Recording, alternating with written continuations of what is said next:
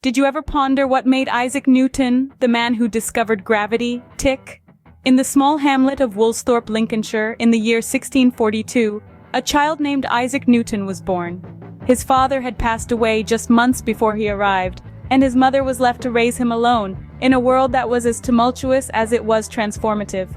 Isaac's early years were spent in a quiet, isolated setting, far away from the hustle and bustle of the city. His life was filled with the simple pleasures of rural England, the rustling of the wind through the fields, the changing of the seasons, the mysteries of the natural world. It was here in this idyllic setting that the seeds of his future greatness were planted. Yet, Newton's childhood was not without its trials. When he was just 3 years old, his mother remarried and left him in the care of his grandparents. This abandonment, this sense of being unwanted, would leave an indelible mark on Newton, shaping his personality and his outlook on life.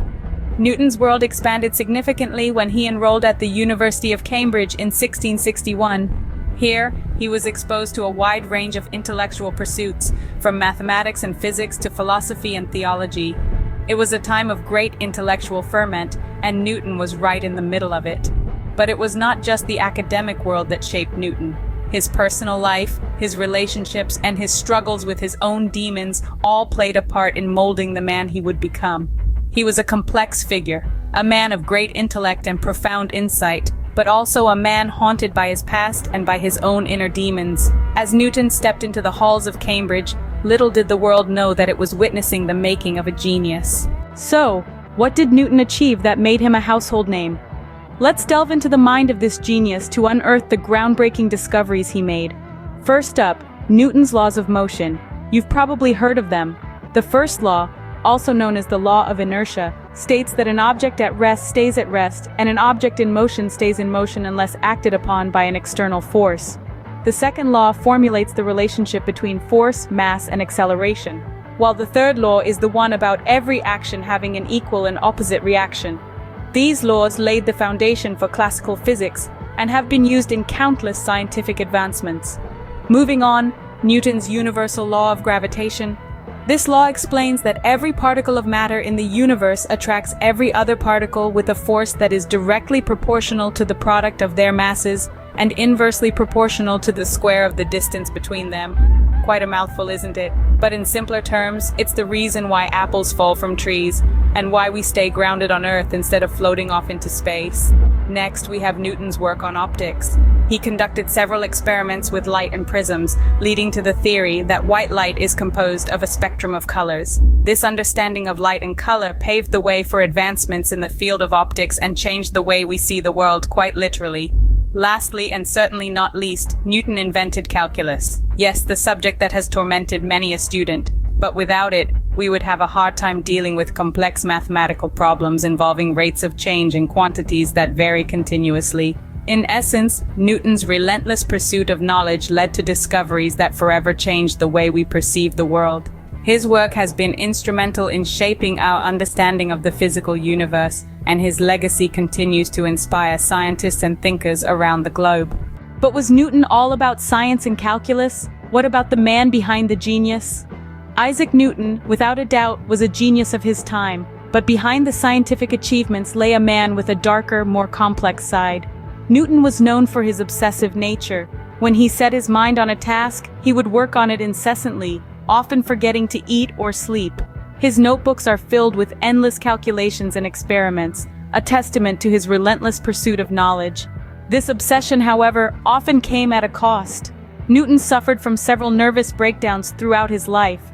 The pressure to constantly produce groundbreaking work took its toll on him, both physically and mentally.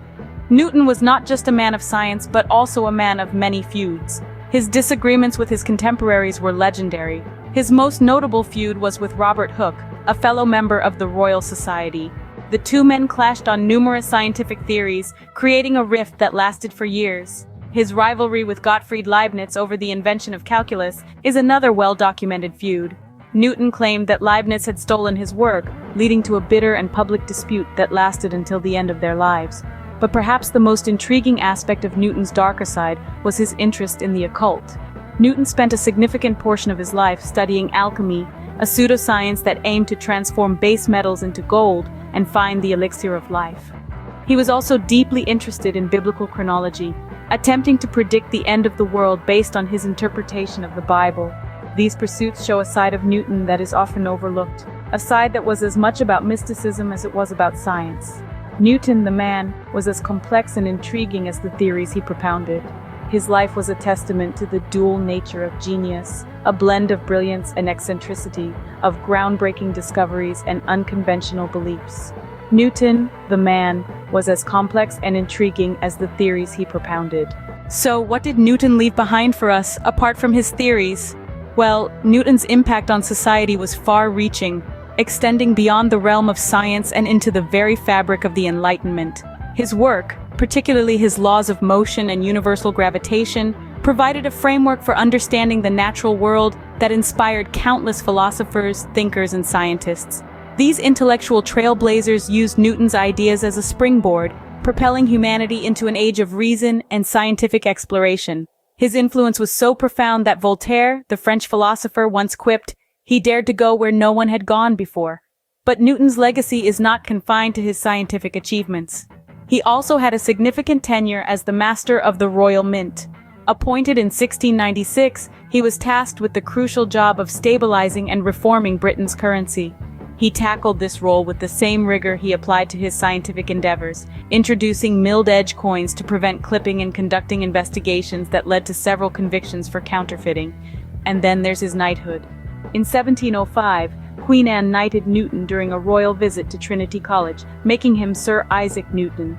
While the honor was likely more for his services at the Royal Mint than his scientific discoveries, it nevertheless cemented his status as one of England's most influential figures. However, the true testament to Newton's legacy lies in how his ideas continue to shape modern science.